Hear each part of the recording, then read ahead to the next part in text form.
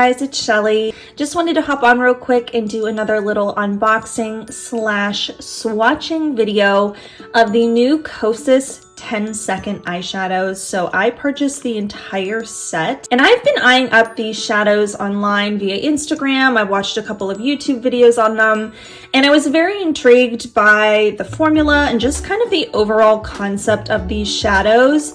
So I had to give them a try for myself. So on the box it says these are visionary pigments that are suspended in fluid for a modern wash of color.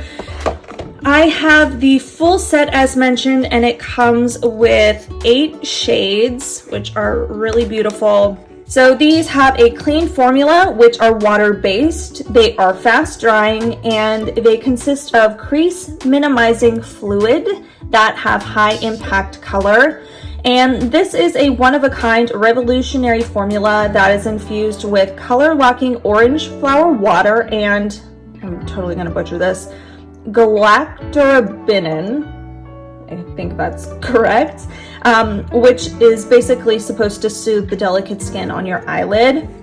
It also says here these are always wearable, so these are supposed to be kind of like watercolor type pigments that can just be dabbed on your lid for kind of a modern graphic take on a fresh eye. These are supposed to be versatile. You can make understated and more statement making looks, and they're supposed to be very wearable as mentioned. Lastly, I just want to touch on, it says you don't need any tools, so you can use your fingers, kind of like painting with watercolors.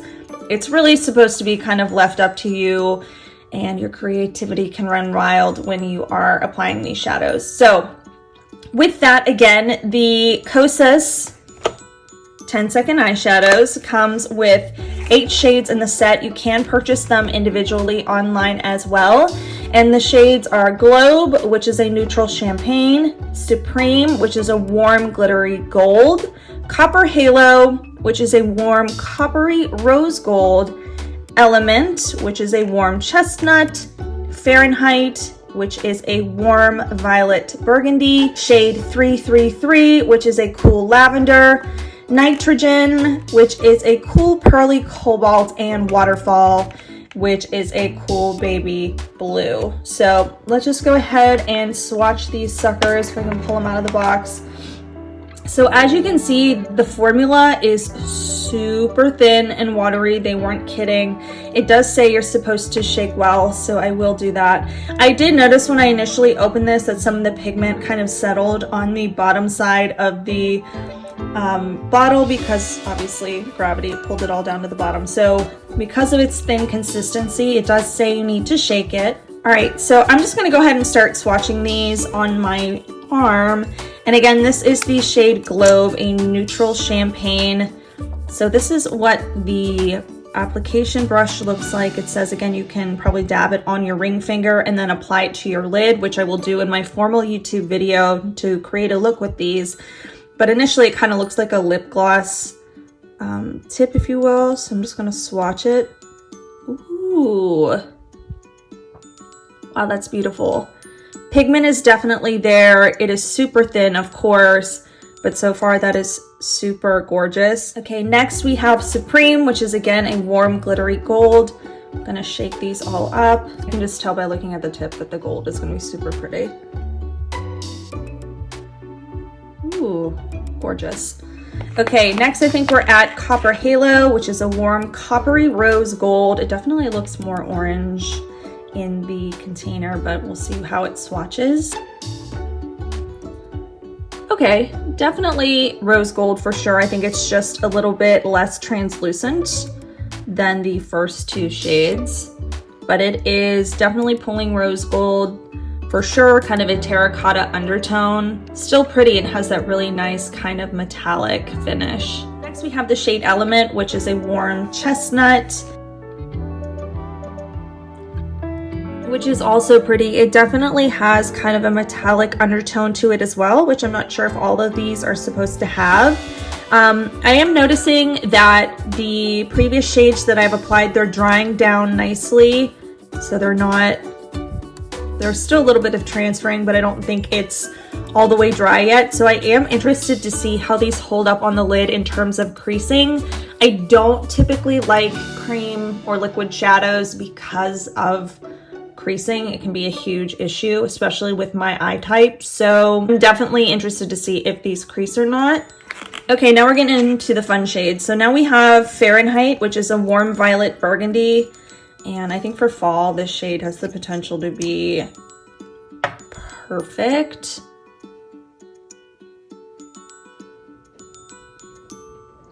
Yeah, that's beautiful. If you hear rain in the background, it actually just started to torrential downpour, which is fantastic timing to film a video. However, the shade Fahrenheit is super gorgeous. I'm definitely going to be trying this out in a look whenever I actually put these shades to action. Okay, next we have the shade 333, which is a cool lavender, which would be pretty for the springtime.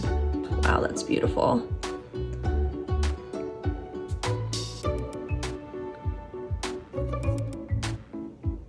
I do love me a good purple shade when it is done right, and that is so pretty. I'm still like these top 3 shades. I keep looking at them because they are so gorgeous. I can tell that I'm going to be reaching for Globe and Supreme probably all of the time. Okay, Nitrogen. I never wear blue eyeshadows, but I love people who can pull them off because I think it's such a beautiful color. But on me, I think it just looks not that good because of my, I think, more yellow undertone to my skin. I don't think they work well together. Anyway, so this is the shade Nitrogen. It is a cool pearly cobalt. Ooh. All right, so again, that is Nitrogen. And lastly, we have Waterfall, which is a cool baby blue. This is the one, see, it kind of settles on the bottom. This is the one I've had to shake up the most to kind of play with. So let me give it a good shake real quick. All right, I think it's ready to go. So again, this is Waterfall, which is a cool baby blue.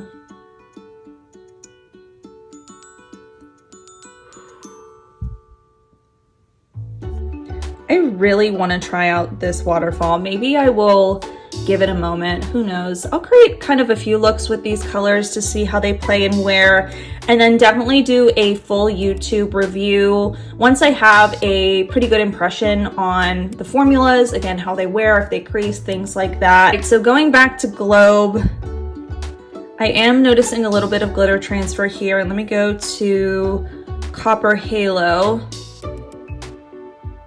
Little bit of transfer. So, and I don't know if that's because I applied obviously a thick layer for swatching purposes, but it is something that I'm keeping in mind in terms of transfer and whether or not these glitters are going to get everywhere. So, okay, that's not too bad. Look, if I rub it on Supreme, there's not a whole, the focus there, there's not a whole lot of transfer. So with that, here you go. These are the 8 shades from the new 10-second eyeshadows by Kosas.